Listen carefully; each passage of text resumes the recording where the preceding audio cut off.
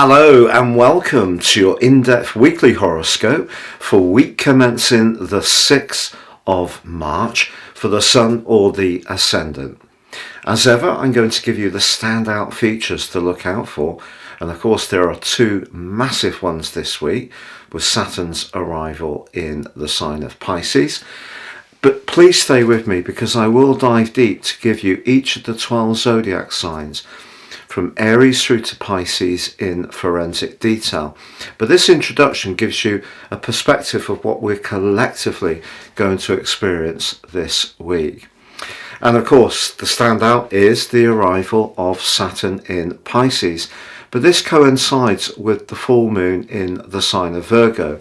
Each year, the Virgo full moon asks us to balance the more perceptive, emotional and spiritual dimension of the Sun in the sign of Pisces with the more practical and physical plane of Virgo. So if we're investing too much time and energy in really speculating about what we would like, Pisces, but not taking the action to go through the processes, Virgo, then that is going to create a degree of inertia. So getting an attunement between the physical and the spiritual planes is the key to the next 2 weeks.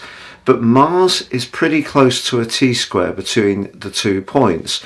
So I think it's possible that some secrets and information can spill out into the open, and in quite an abrasive way. Mars, of course, is a very impatient influence, particularly in the sign of Gemini, which is to do with words, messages, communication.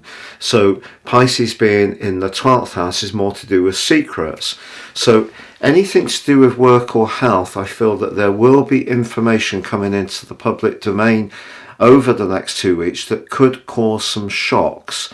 But also, Uranus is in the mix on this particular full moon, encouraging us to look at things in a fresh and different way.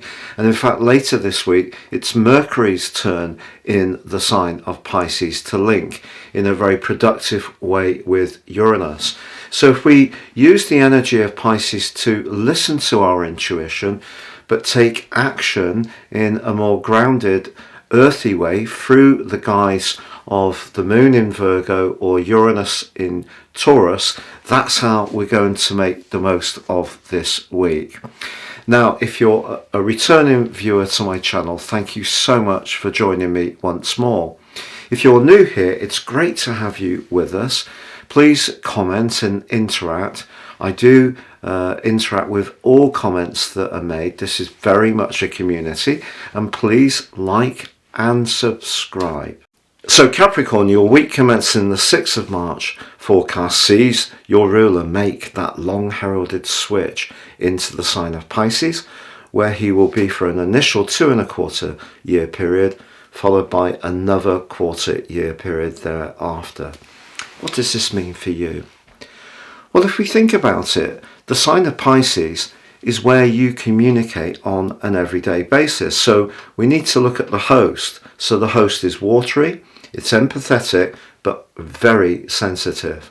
But the third house, which it represents, is very much to do with quick communication, very Gemini-like.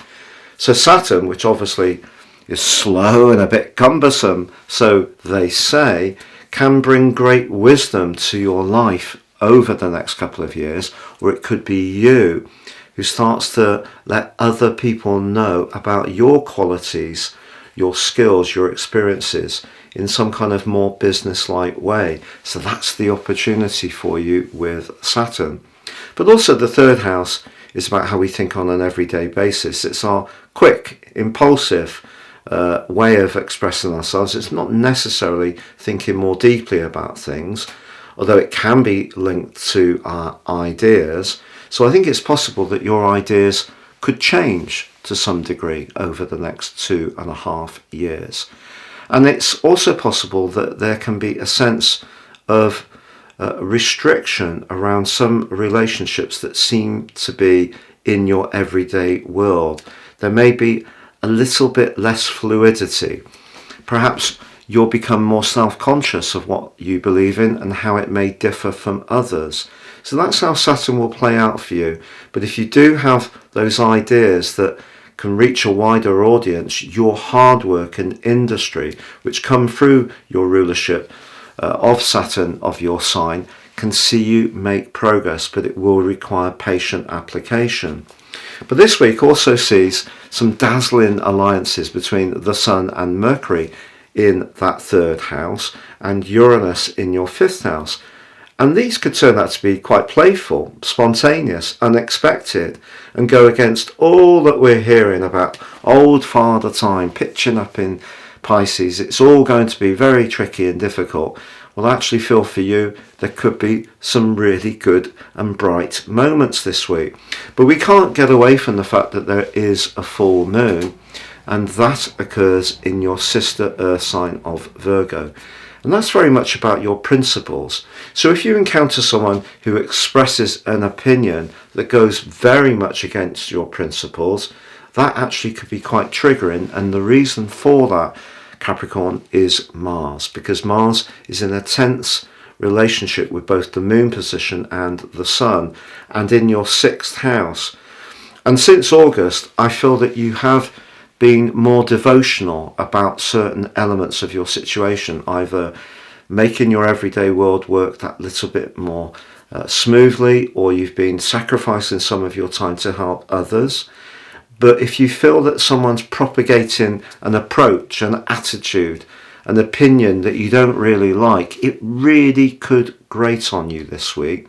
But the key is knowing about Neptune, because Neptune in your third house has made your everyday communications somewhat subjective since 2012, and there may have been quite a lot of subtle misunderstandings where you may have convinced yourself of someone's approach to you or attitude to you that actually wasn't how they really were being. And I feel that Neptune's square with Mars, which went through the autumn in the northern hemisphere and in the spring in the southern hemisphere, was a very draining influence.